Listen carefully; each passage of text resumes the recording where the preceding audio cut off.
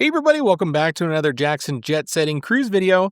Today I'm telling you what you need to know before sailing on Carnival's smallest ship, the Carnival Elation. This was my first time sailing as an adult on this class of ship. I've sailed on her sister ships way back on my first cruise ever in the early 90s, and they're unfortunately no longer with the fleet.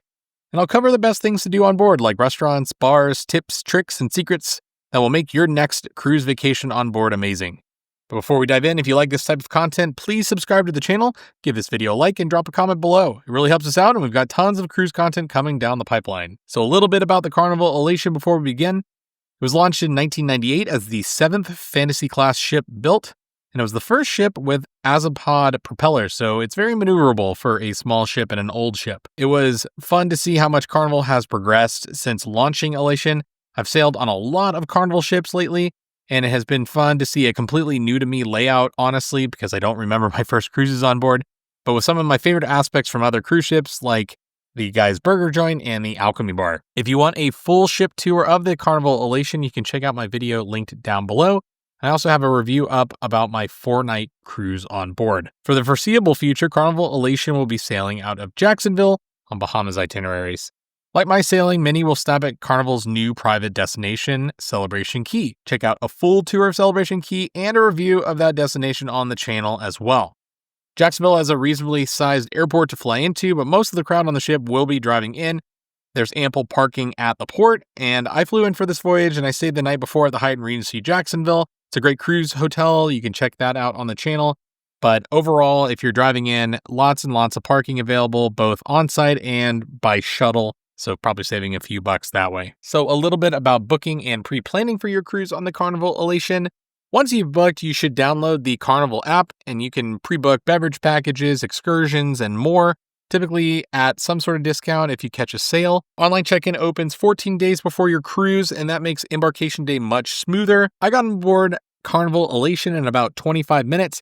Security and the Carnival drug dog seemed a little bit thorough at this port. It seemed like it was a lot slower of a security operation here than other ports that I've been to. If you want a little extra help getting on board, you can purchase Faster to the Fun through Carnival, which is perks like priority boarding, makes this go a lot smoother. I do feel like Carnival is a little bit slower than some of the other cruise lines in getting their passengers on board, so just keep that in mind. Suite guests also get that priority boarding as well. And an important thing to note is to print out your boarding pass before you arrive at the port. The interesting thing with Carnival is you still are required to do that. They do not allow you to scan in your app your boarding pass barcode. You have to have a physical piece of paper. If you forget to do that, they can print it out for you at the port, and you basically have a receipt-style piece of paper that you gotta keep on your person until you get those room keys when your room is ready. So just keep that in mind. If you're looking for help planning your next vacation, we can definitely help. You can reach out to jacksonjetsetting.com/book for a free quote. And booked clients receive complimentary price watch on their cruise. If the price drops before final payment, we can rebook clients at the new lower price complimentary. So dining on board, I do want to talk a little bit about dining because one tip and trick is to not expect anything super fancy on board because there's no specialty restaurant or anything like that, which is good news for people that don't want to spend any more money than they have to on board. So the Elation does have a good amount of free dining options. They have the main dining room, and then you have Tiffany's, which is the buffet. And on the buffet, they have the Carnival Deli and Pizza Pirate. So those kind of have longer hours than the regular buffet. You have Guy's Burger Joint and the Blue Iguana Cantina included in the fare as well. And then some extra charge to-go options. You have Bonsai Sushi to go, and then you also have the Seafood Shack. There's also a menu at the main dining room that you can order off of for a more steakhouse style steak or surf and turf with lobster. I've tried that and I didn't find it very appealing, honestly. I thought the portion sizes were pretty small for $25. The only other specialty option that they have, which I have not yet tried, is the chef's table on board. So for bars and lounges, 3 favorites stand out to me on board.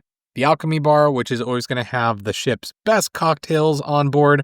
The Casino Bar had live music throughout the voyage, and the bands were really good, so that was always a fun place to hang out. They also have sports screens there, so during the weekends when all the football is going on, if you're sailing during football season, a lot of people are going to be there hooting and hollering. I do wish that there were 1 or 2 more lounges to hang out at on the ship, unfortunately. It just seemed like there was maybe one or two lounges missing that would have been a nice other area to congregate. In terms of entertainment, the cruise director Franco was really awesome. I had him on my Carnival Radiant sailing a few years ago, and he's absolutely fantastic. Cruise directors on Carnival really do work hard. You see them a lot on board, and that's not what I can say about other cruise lines. Singers and dancers were both counted, but I do wish that the Carnival Cruise Line would put on maybe a different show than the Welcome Aboard show on their ships. I know I'm a little bit in the minority in that I sail on a lot of different ships in a short amount of time, but it does seem like they always have the same playlist of songs playing on that Welcome Aboard show. So just a little gripe from me. Deal or No Deal, always a lot of fun, even if you don't pay for the cards. Did feel like the prizes were a little bit low, though, compared to what I've seen played on Royal. So do check the prizes possible and see if it makes sense for your purchase if Deal or No Deal is worth playing for. It is a lot of fun to watch, though. Love and Marriage game show is always a blast, a highlight of any voyage. And there's lots of other activities and games like trivia, mini golf, and more. I do feel like they could have had a few more scheduled activities throughout the ship during the day, though. Seemed like there was always some sort of extra charge for some of the bigger ticket items, like Deal or No Deal was the show for the evening. And I do wish that they had like one more production show on board. So one other tip for activities that there's only one pool on board. They do have water slides on the top decks of the ship. And those were pretty substantial, honestly, for a ship of Carnival Elation size. But for the Carnival Elation, I would definitely say pack a book. It's a little bit more of a relaxed ship, which is not necessarily a bad thing, especially if it's the ship that's closest to your home. But it is not going to be Star of the Seas. It's not going to be the Carnival Mardi Gras, where there are roller coasters on the top decks and water slides galore. It's just going to be a more chill experience on board, which I think is a good thing for a lot of people. In terms of cabin selection tips, I would say this is a very different type of ship in that all of the public decks are going to be located above the passenger cabin decks. So maybe getting a cabin on deck 5 or 6. I had my cabin on deck 6. It allowed for me to go back to the cabin and then back to the public areas very quickly. Some folks don't mind relying on those elevators. I did feel like the elevators on this ship were a bit of a nuisance. They didn't go to every deck.